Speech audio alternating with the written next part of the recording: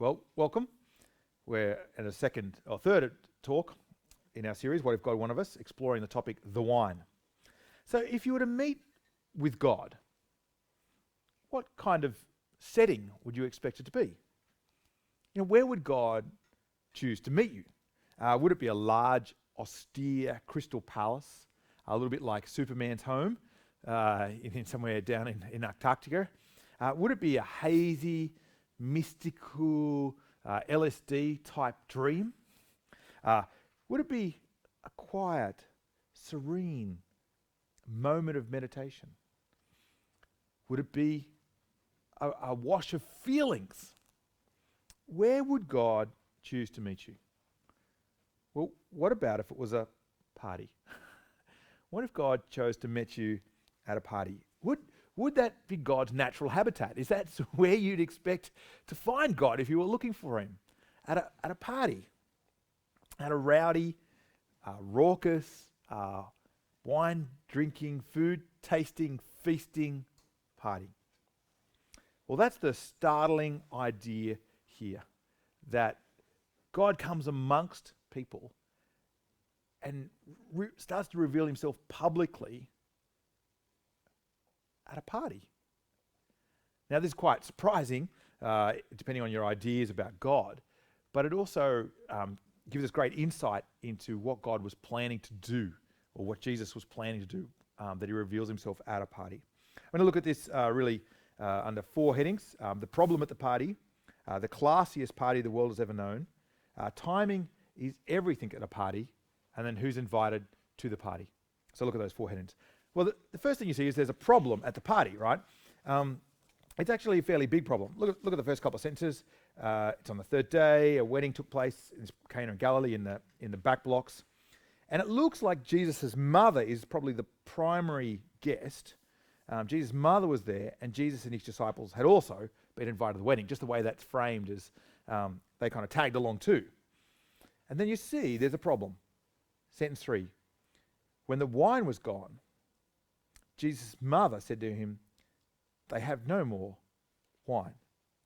Actually, in that kind of culture, that it was a really big shame. Apparently, you could actually, the guests of the bridegroom could take you to court for running out of wine at a Jewish wedding. So I don't know if anyone did, but apparently you could. That's kind of such a big deal here. And it's not like in Australia. I mean, we have some sense of hospitality. We invite people over into our backyard. And then we say, bring your own drinks, bring your own chips, bring your own salad. And if you wouldn't mind, bring your own meat. That'd be great because meat's really expensive. But no, in the Jewish thing, when you put on a wedding, it was all on you to make this the best feast people had ever had. So when Jesus' mother said to him, "They have no more wine," that's a big problem.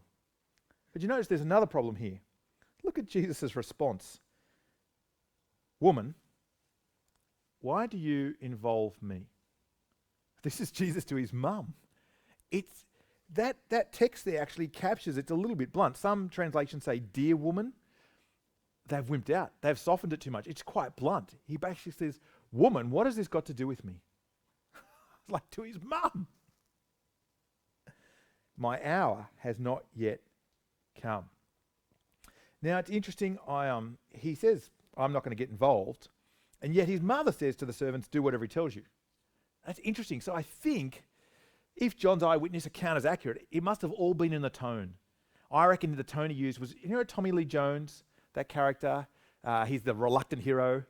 He says, there's some problem. He says, "Don't tell me about it. Don't tell me. I'm not interested." And then someone tells him, and he goes and fixes it anyway. It must have been all in the tone here. His mother said to the servants, "Do whatever he tells you."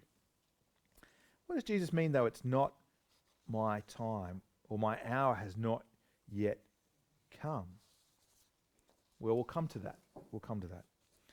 Now, what's interesting here is what you discover. Jesus gets involved, and it becomes the classiest party the world has ever known. It becomes the classiest party, maybe not the classiest party the world has ever known at this point, but we'll get there. Let me read out a chunk. "Nearby stood 6 stone water jars, the kind used by the Jews for ceremonial washing, each holding from 80 to 120 litres.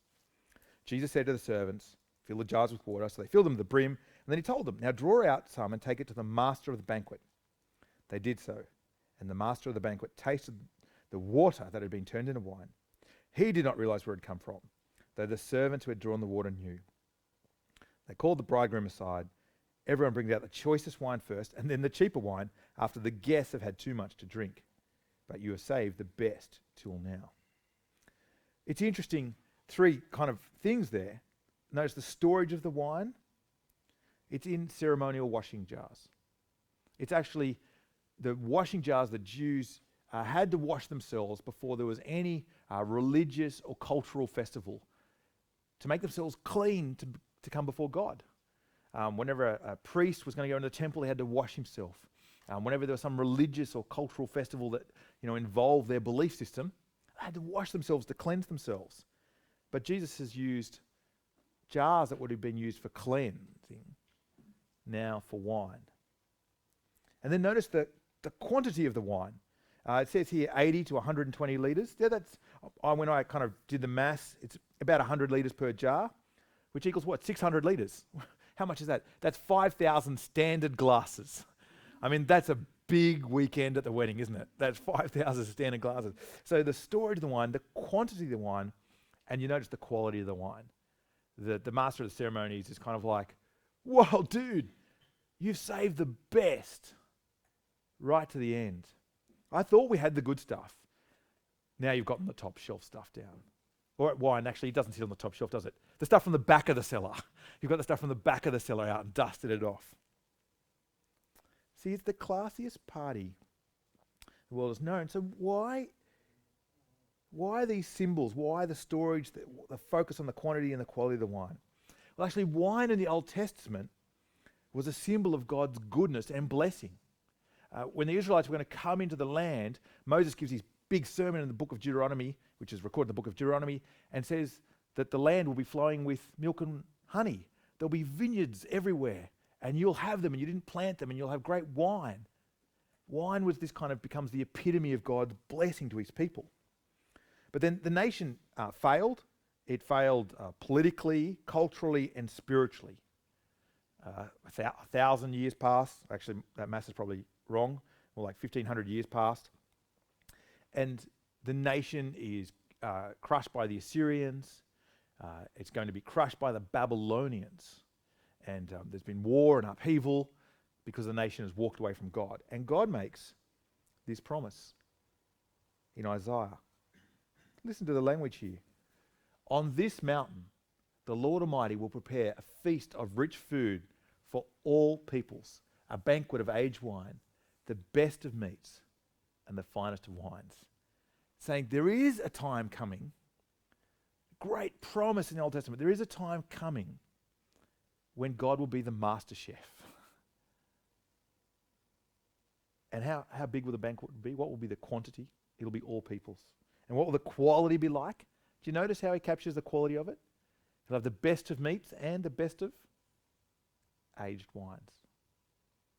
See, something's going on here. It's not just about an earthly wedding banquet. Something bigger is going on. This was a promise that God was going to bring a new age. He was going to restore the fortunes of all those who honoured him politically, culturally, spiritually. And the best way to describe what God was going to do is a party, a feast, a banquet. That's what God was promising, and that's what was being picked up here at this wedding. Jesus saying, my hour has not yet come for this great feast, this great banquet, this great party that God has promised. But I think it's worth just dwelling on this kind of classiest party that's being promised that the world has ever known. Think of those moments when you've been at a party or an engagement, a wedding, or a celebration, and the food is sumptuous, perfect, and there's not too much and there's not too little, and there's friendship and there's laughter, and there's that rich vein of goodness. There's no sadness or grief or tension. And you're not thinking about other things. You're just totally in the moment. And you've experienced that? We only get glimpses of them, don't we? Even at the best of parties, because often we're thinking about the relationships or thinking about, if we're organising it, oh no, I've got to do that next thing, but you do occasionally get those glimpses. I hope you felt that. I didn't get any nods, but I hope you felt that moment, at least occasionally, where, everything is just right. Well, that's what this promise is about. That God is promising a time when it'll be just right. But not for a moment. Not just at those special occasions when you're enjoying those relationships with that richness and depth and great food. No, actually, the promise is about an age to come. See how the rest of this passage continues. On this mountain, the Lord Almighty will prepare a feast. Sentence of verse 7. On this mountain, he will destroy the shroud that enfolds all peoples, the sheet that covers all nations. What is that sheet? It's the sheet that you put over dead people. He will swallow up death forever. The sovereign Lord will wipe away the tears from all faces. He will remove the disgrace of his people from all the earth. The Lord has spoken. This is the party of the world to come. I mean, think about what kind of party it would be when you discover that death has ceased. When you discover that death has died. No more sadness, grief, pain. No more of that shame and rage at the dying of the light. See, God, one of God's pictures of the future was a party. Talk about a party. When death is overcome, that's the classiest party that humanity will ever know. You can't get much, you can't get a better party than that, can you? Can you imagine that those you love, none of them will die? And those that have died, well, if death is no more, then they'll be alive again. That's quite a party. But as you know, with a party, timing is everything, right? If you turn up to the party a bit early, it's dull, it's boring, none of your friends are there. You come to a party too late, all the food's been eaten, all the wine's gone. Timing is everything. So you notice what Jesus said in sentence 4? Woman, why do you involve me? My hour is not yet come. See, what was going on here? Well, actually, this is one of those things that helps us see that we have to read the eyewitness accounts as a whole. Just plucking a verse out from the Bible here or a passage there and trying to gain insight is bewildering. Because when you read John's Gospel, his eyewitness account, all the way through, you hear this theme of the hour all the time, repeated again and again and again, until finally Jesus has some people, Greek people, come to him. And they want to meet him. And finally, Jesus replies when the disciples say, hey, there's these guys from the area of Greece, they want to meet you. Jesus replied, the hour has come for the Son of Man to be glorified. I tell you the truth, unless a kernel of wheat falls to the ground and dies, it remains only a single seed. But if it dies, it produces many seeds. She's saying, I'm about to be glorified. But how will he be glorified? Well, notice the next thing he talks about. A seed has to fall to the ground and die, as it were, in the ground to produce more seeds. This is the turning point in John's Gospel. After this, Jesus just spends time really with his disciples and tells them and prepares them for the fact that he's going to be killed by the Jewish leaders and the Roman rulers. What is glorification? When does the party start? When Jesus dies. His death on the cross is what? It is that red wine that flows out. It is that wine poured out that cleanses. It is that wine that pours out, that purifies, that overthrows the need for ceremonial washing before God. His blood poured out on the cross is what starts the new age, because remember, he dies on the cross and then 3 days later is raised to life again. Death has been defeated. Death has died because Jesus has conquered it. See, with a party, timing is everything. That's why Jesus was saying, my hour has not yet come. I will bring the party at my death and resurrection. So, if the party is that to come, who can come to the party? We'll look down at sentence 11. It's very interesting. What Jesus did here in Cana of Galilee was the first of the signs which he revealed his glory, and his disciples believed in him. Isn't that interesting? Notice what's going on here. It was the first of the signs through which he revealed his glory. Contrast that with what's said at the end of John 2, and for some reason we cut this off. Now, while Jesus was in Jerusalem at the Passover feast, many people saw the signs he was performing. It is on the back. Oh, we didn't cut it off. Many people saw the signs he was performing and believed in his name. But Jesus would not entrust himself to them, for he knew all people. He did not need any testimony about mankind, for he knew what was in each person. Isn't that weird? One group see the signs, and they seem to believe, but Jesus won't give himself to them. And the other people see the signs, presumably the same signs, and they seem to believe. His disciples believed in him. What's the difference? Do you notice in sentence 11, was the first of his signs through which he revealed his glory. I think the difference is the disciples saw past the sign to what was really being revealed.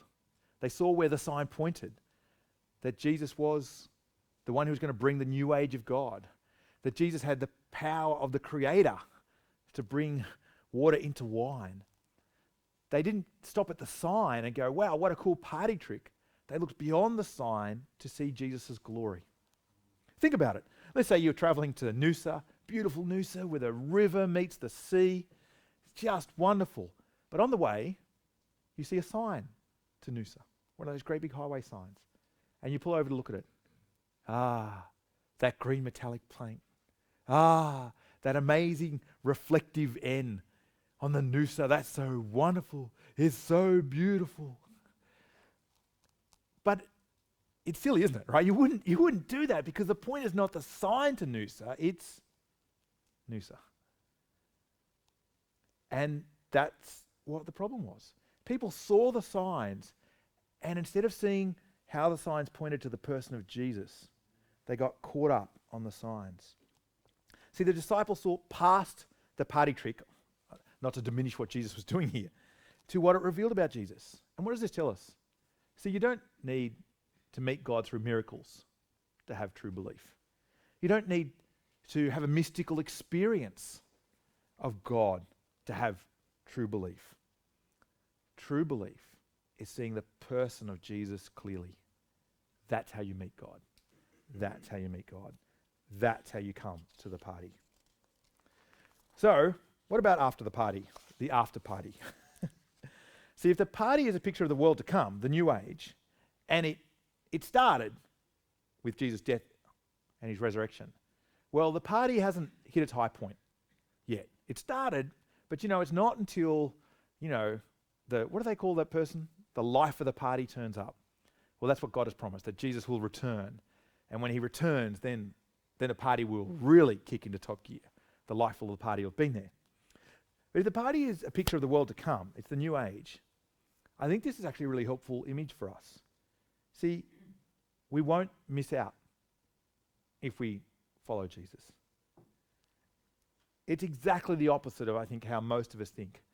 That following Jesus will be difficult, will be painful, will be costly. I wonder if I can bear the cost. The cost will be too great.